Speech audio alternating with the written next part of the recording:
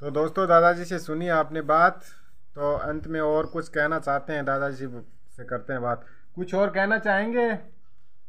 किस विषय में? जो वीडियो देख रहे हैं उन लोगों को अपने सुख दुख के बारे में, कि वो लोग परेशान होते हैं, उसको अपने जीवन में कैसा रहना चाहिए, सुख में कैसा रहना चाहिए, दुख में कैसा रहना चाहिए। और आदमी को सबसे पहली बड़ी बात है कि बचपन से लेके आदमी को दिनचर्या जरूर होना चाहिए। दिनचर्या जिस आदमी के पास में है वो आदमी सुखी रहता है। और सुख खरीद नहीं जाता, सुख अपने ही पास में है। तो आदमी को बिना गुरु बिना ज्ञान नहीं होता। और गुरु भी चार प्रकार के होते हैं। इसलिए गुरु, पहला गुरु तो माता पिता ही है।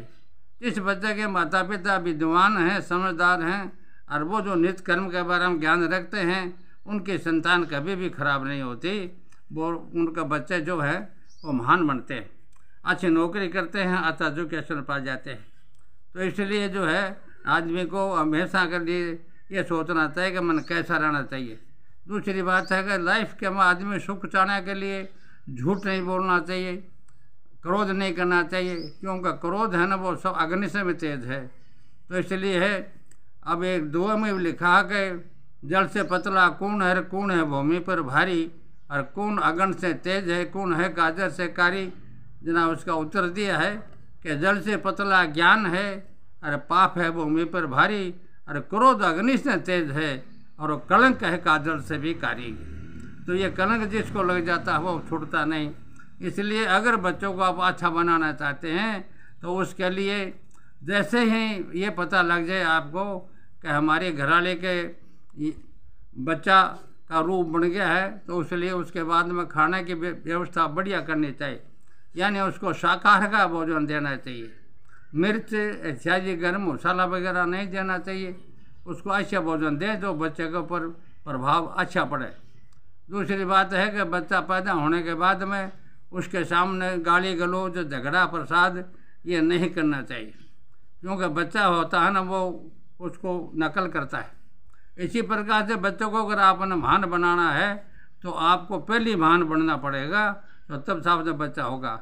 यानी आपके अंदर, माँ बाप के अंदर भी कोई अवगुण नहीं होना चाहिए।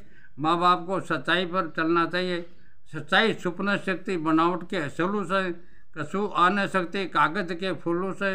सच्चाई छुप सकती है अगर आपस में मेल हो तो, और कसूं आ सकती अगर कागज में तेल हो तो ये लिखा है। इसलिए कि बच्चे को अगर महान बनाने के लिए आपको नौकरी, बच्चे की नौकरी करनी पड़ेगी। बच्चा जो जैसे कहे उसको बड़े प्यार से समझाने की कोशिश करो। और क्रोध खुद नहीं करना चाहिए, लड़ाई नहीं करना चाहिए। बच्चे को छोटे नाम से नहीं बतलाना चाहिए। बच्चे को नाम जो है उसको असली नाम लेके उसको बतलाना चाहिए। और अगर छोटा नाम से आप बतलाएंगे तो वो भी थाना छोटा बात कर, उसके सामने गाली गलौज करेंगे वो भी गाली गलौज करेगा। इसलिए बच्चों को महान बनाने के लिए आदमी, माँ बाप को महान बनना पड़ता है।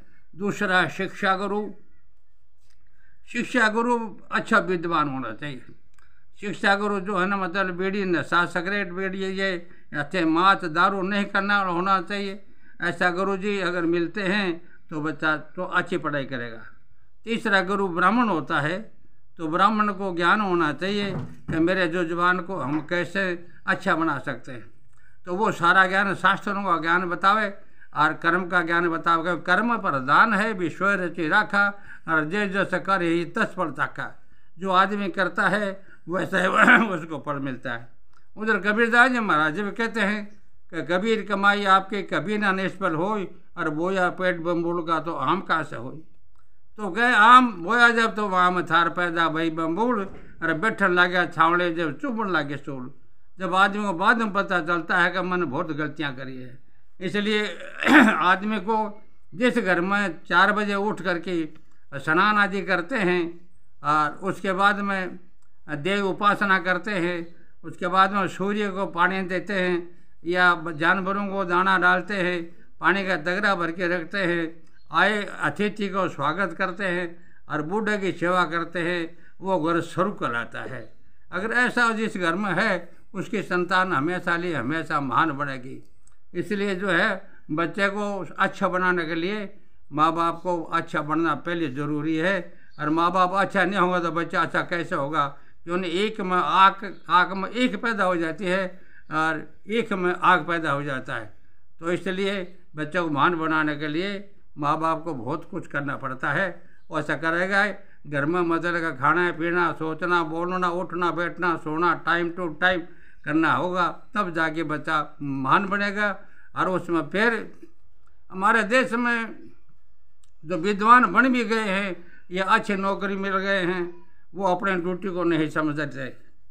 क्यों हमारे यहाँ ट्रक जो लगती है ना, जिस जैसे डायरेक्टर है, कलेक्टर है और मिनिस्टर है, चाहे कोई भी है, मास्टर हैं, कंडक्टर है और कंपाउंडर है, डॉक्टर है, ये जितने भी जिस अगर ट्रक लगती है ना, अगर ये हमारे देश में अच्छे हों तो हमारा देश सोने की चिड़िया बन सकती है, इसमें कोई दो राय नहीं।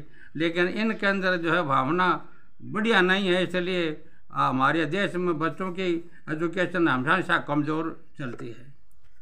आपसे कोई अगर धार्मिक बातें करना चाहे तो आपसे बातचीत कर सकता है हमारे दर्शक? हाँ, कोई भी धार्मिक बात करना चाहे, धार्मिक प्रति जो है मैं मेरे कर जितने में मैं अध्ययन किया उसको मैं सारी बातें बता सकता हूँ, रामायण का भी और कर्म कांड है ना उसके बारे में भी। और इसके दूसरी बात है कि आदमी को श्वास हमारे जो आते हैं, श्वास पे तो लिखा है कि श्वास और श्वास हरि भजो, अरे बिरसा सांस मत खोई, और क्या पता इस सांस का आना ना हो। एक बार कबीर साहब और गोरखनाथ जी दोनों मिल गए, सामने से कबीर साहब आ रहे हैं, गोरखनाथ जी मिल गए, तो उनके साथ में लोग थे बहुत से। तो कबीर साहब ने पाँव उठाया और ये गोरखनाथ ने मुँह बा दिया। सागा वालों ने इस बात को नहीं समझा।